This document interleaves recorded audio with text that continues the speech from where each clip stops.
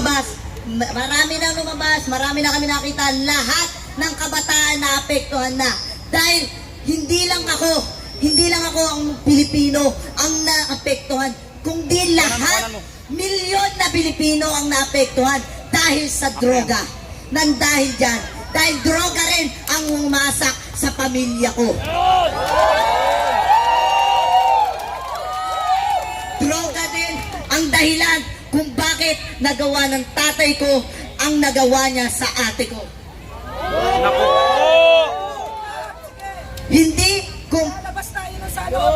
Hindi ko nahayaan na yung mga ginawa ni Marcos dahil sa droga na yan, siya ang pasimuno. Dahil alam namin ng mga kabataan at alam din namin na magsasalita sila kung ano na naman ang sasabihin nila. Nasasabihin nila, ginagamit kami mga kabataan para lang magpaingay.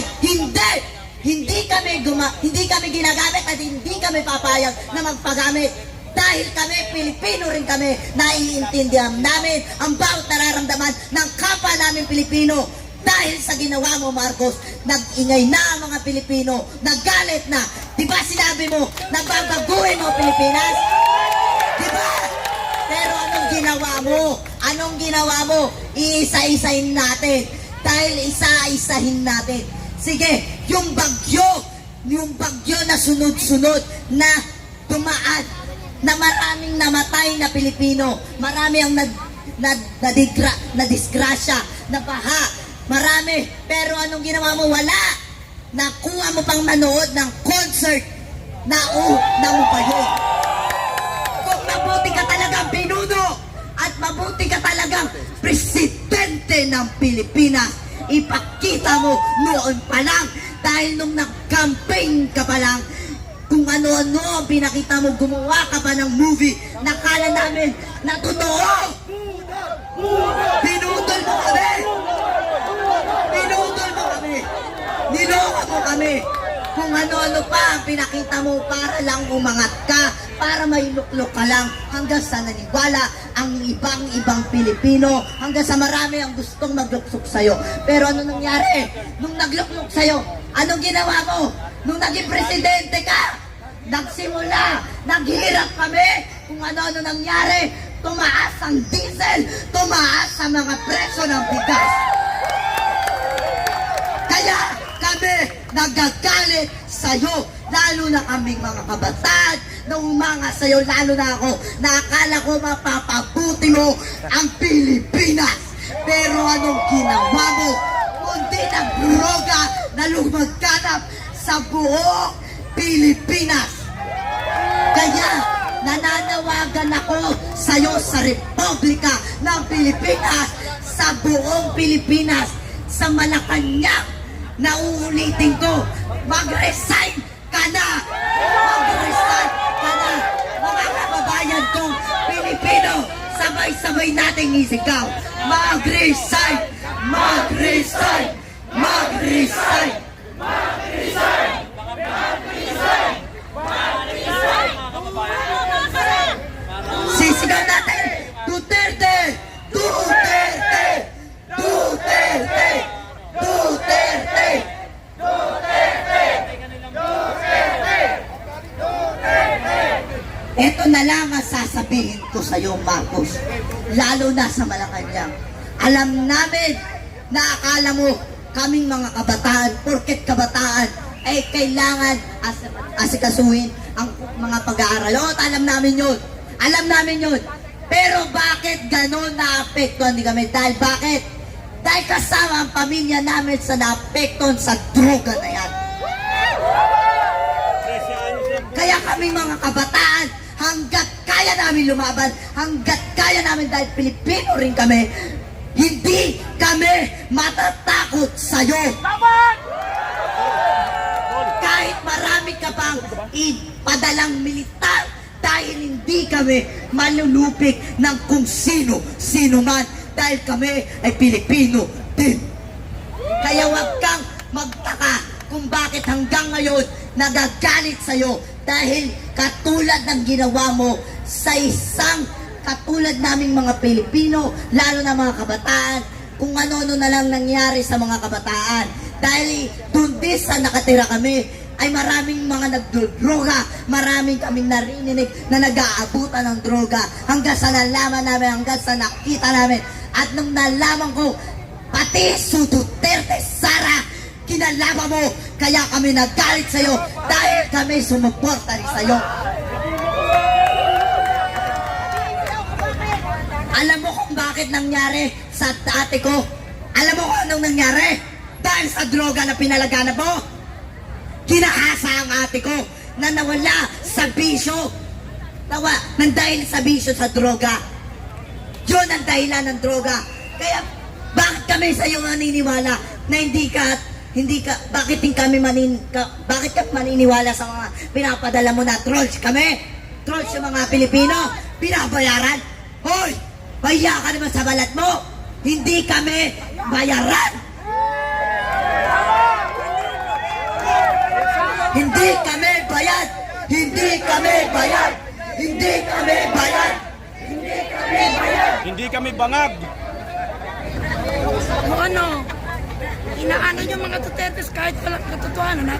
Kaya nananawagan pala ako sa mga Pilipino na nananatili sa bahay.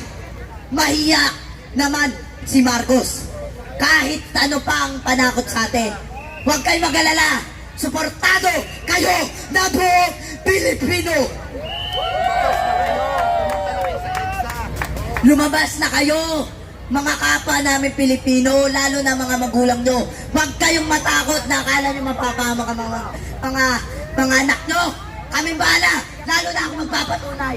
Ako magpapatunay sa inyo na kami ang susuporta sa'yo, lalo na ako. Ikaw bata ka, nanonood ka. Alam ko nanonood ka dahil maraming lumaganap na social media. Alam namin kung bakit kami galit. Dahil hindi namin din gusto gawin to. Pero dahil sa ginawa mo, dahil sa ginawa mong meeting, kung ano-no, alam mo, nagalit na sa'yo. Umpisa pa lang, nagagalit na sa'yo. Hinintay lang namin na bumawi ka sa dulo. Pero ano? Ginagawa mo. Wala. Hanggang sa nagalit na. Hindi ba sabi mo, tigre ka? O sige na, nanawagan ako sa'yo. Pumunta ka, magpakita ka sa buong Pilipinas. Para na sa ganun, kung tigre ka talaga, ipakita mo sa amin. Dahil nalaman namin na talagang tigre ka. Dahil nilamon mo kami. Pero hindi kami magpapalamon sa'yo ng buong buo. Dahil kaming mga Pilipino, marami na kaming napagdaanan. Dahil kami isang matatag na Pilipino. Kami ay babangon ng babangon na kasama si Inday Sara Duterte.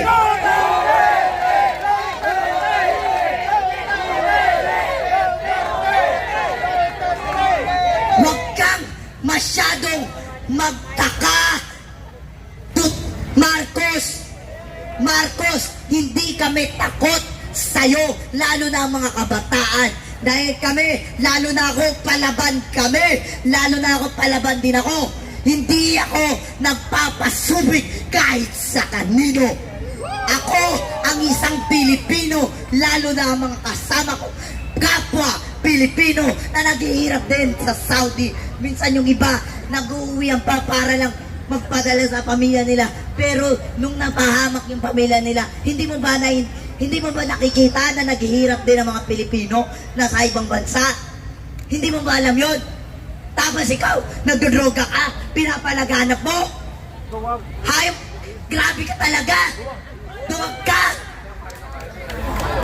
Okay, maraming salamat po sa lahat na nandito. Kami po ang Star Image Fam. Kasama po namin ang mga anak-anak at namin si Majo at si Carlo. Hindi po namin sila pinalaki ng ganito. Nasa amin na sila ng 6 years. Simula nung lumalabas sila sa TV, nag-viral sila, hindi po ganito ang pagpapalaki namin. Pero kaya kami nandito sa EDSA ngayon, nilaan talaga namin yung oras namin dito. Kasi si Carlo gusto niyang ihatid yung news sa buhay niya na ang ate niya ay ginahasa ng tatay niya. Yun po ang totoo. Hanggang ngayon nasa ng tatay mo. Nasa kulungan dahil sa droga yan. Yun po ang totoo. Kaya kami nandito dahil sa kagustuhan ng batang si Carlo. Hindi po siya ginagamit. Hindi po kami bayad. Nandito kami para sa pagmamahal sa bayan. Ngayon lang nangyari sa atin to, di ba? Opo, tama po yun. Kung marami sa amin nakakakilala, lalo na kay Carlo na nagsalita kanina, siya po yung anak-anakan ni Vice Ganda, na batang makulit noon, na laging kasama ni Vice sa mga pelikula niya. Kahit si Madjo, ayan si You Don't Know Girl, si Madjo, wala pong pumilit sa amin dito, hindi po namin sila tinuruan, bagkos sila pa ang nagpumilit sa amin na pumunta dito sa EDSA dahil naaawa na sila sa Pilipinas. Dahil sa murang edad nila gusto na lang ipaglaban ang Pilipinas. Sa mga kapwa naming influencers na siguro ngayon tinatawanan lang kami dahil lahat sila kampe sa gobyerno dahil may nahihita sila. Meron silang nakukuhang talent fee. Bawat imbita sa kanila ng gobyerno, may bayad sila dahil influencer sila, mga artista sila, may talent fee sila. Kami wala. Nagpunta kami dito ng buong puso.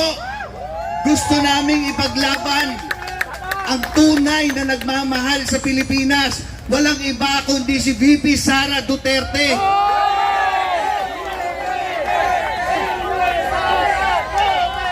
Kitang-kita naman po natin ang panggigipit kay VP Sara. Nakita nyo, inuuna ang confidential funds na busisiin kesa iprioridad ang pangangailangan ng mga Pilipino. Nakita po natin, ang dami pa rin nagbubulag-bulagan, nagbibingi-bingihan, lalo na sa sektor namin, sa entertainment industry, na ang walang ibang laman ang news ng mga top networks na yan, kundi ang pagdurog sa ating VP Sara Duterte na talagang nagmamahal sa Pilipinas. Nakita nyo naman kahit anong pagdudurog na ginagawa, lumalaban tayo ng patas, lalo na ang ating VP. Protektahan natin ang Vice President, guys. Imbis na magstay lang kayo sa bahay, pumunta kayo dito, mapayapang rally to. Okay? Lahat dito na nandito, nagmamahal sa Pilipinas. Yung mga nag-i-stay lang sa bahay, nanonood lang, lumabas na kayo. Wala dyan sa pagpindot nyo ang tamang laban, ang totoong laban. Nandito yan sa EDSA, kasama namin. Lumabas na kayo, ano pang hinihintay nyo? Ginagago na tayo. Kinakamkam na ang pera ng bayan. Nagbubulag-bulagan pa rin ba tayo? Okay, lahat dito walang bayad. Sinasabi nila may pinapapirma daw para bayaran. Meron ba? Walang bayaran dito. Lahat dito nagmamahal ng tunay sa Pilipinas. Dagdag ko lang, alam nyo bang nabash kami ni Maharlika? Pero mahal na mahal namin si Maharlika dahil ang news na lumabas is, ano daw tayo? Troll farm. Dahil influencer kami, meron daw kami mga alagang troll farm. Gusto namin ipabatid na, Madam Maharlika, mahal na mahal ka namin. Hindi totoong kami ay may troll farm. Wala kami dito ngayon kung meron kaming troll farm. Naiintindihan namin, nag-message ako personally kay Madam Maharlika at humingi ako ng sorry at yun ay isang misunderstanding lamang. Nandun kami, gusto namin magbigay ng amount sa kanya para mapakinggan niya kami. Dahil ang gusto namin siwalat yun sa Indian na dumidikit kay Kumar. yung kay Kumar dahil may alam kami doon. Gusto namin siwalat yun para lang makalapit sa kanya magsabi. Pero hindi kami troll farm, Maharlika. Mahal na mahal ka namin kasama ng sambayan ng Pilipino. Mahal na mahal ka namin. Andito kami dahil kay Carlo, dahil ang kapatid niya, nirape ng tatay niya. Kaya kami nandito. Diba? Dahil sa droga. Dahil sa bawal na droga na yan. Kaya kami nandito, wala sa amin nagbayad, wala kaming pakialam. Kung mawalan kami ng trabaho, wala sa amin kumuhang mga bookings o mga events ng mga local government na kampe sa pamahalaan na yan. Wala kaming pakialam. Ang pakialam namin, magbago na tayo dito sa pamahalaan. Ibahin na natin ang sistema. Kung dapat bumaba sa pwesto, bumaba. Mahiya kayo sa mga Pilipino. Pera namin yan, hindi nyo pera yan.